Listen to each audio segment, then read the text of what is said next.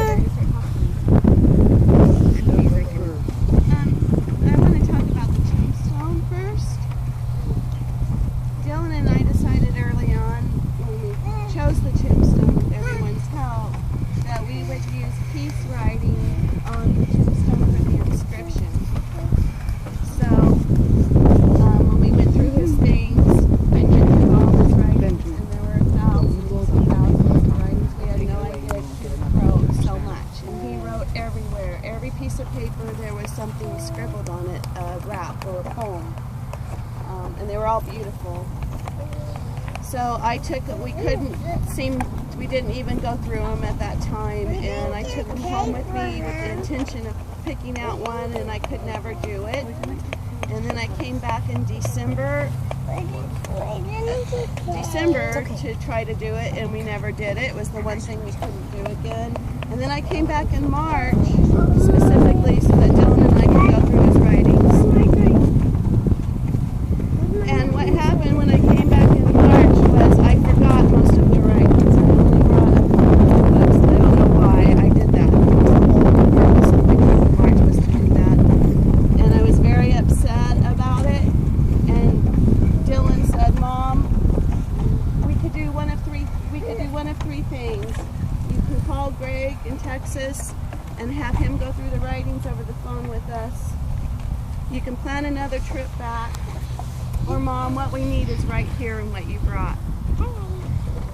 And it was very upsetting, but we opened up the book, and right in front of us was his verse. So that's what Keith wrote that, and it was perfect for his tombstone. And I wrote a poem about that whole situation, so I'm going to read that to you. I asked Keith, "Are your lyrics written on paper?" "Not really," he said, and that was his answer. And come to find out, he had thousands of raps, all of them written on paper and some pinned on scraps. His words were jotted on homework, on napkins and cards, written on books and photos and backs of postcards. We went through his things very diligently, not to miss one of his poems. We were patient, you see. So when it came to a decision, we knew what to do. The words had been written. We knew it was true. We needed to determine which one to use. Only a few were remembered due to the state of confuse. Panic struck in and tears were shed. "What will we do? We cannot do this," I said. "Oh, Mother, don't worry. Oh, Mother, don't cry. We have three choices, Mother, and I'll tell you why. You can go back to Texas and come another time, or you can make a phone call and get Greg on the line.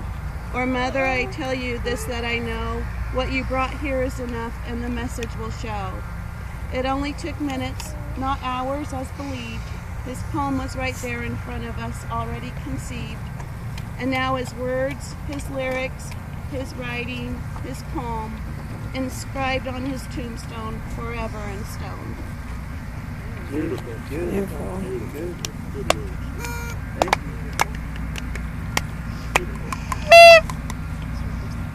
So, that was, I was going to say more, but I think that's all I'm going to say.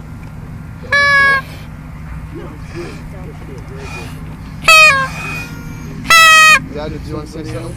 Guys, be quiet. Benjamin, what did I tell you? You want to say something? Yeah. I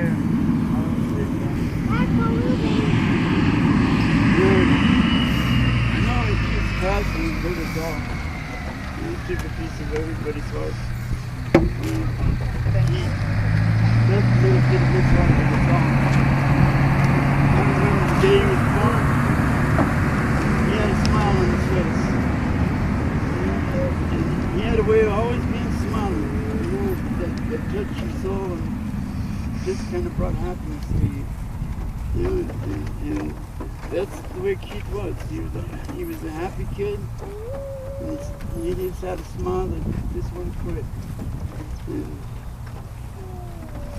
I just want you guys to remember that smile, that love that he had, because it's going to be with us forever. And God rest his soul. Happy birthday, son. Happy birthday. I play the music. I don't know how to speak it pretty good. I don't know. Yeah, well, I don't know. So I'll play Rockies first, or should I play Keith first? Let's play Rocky.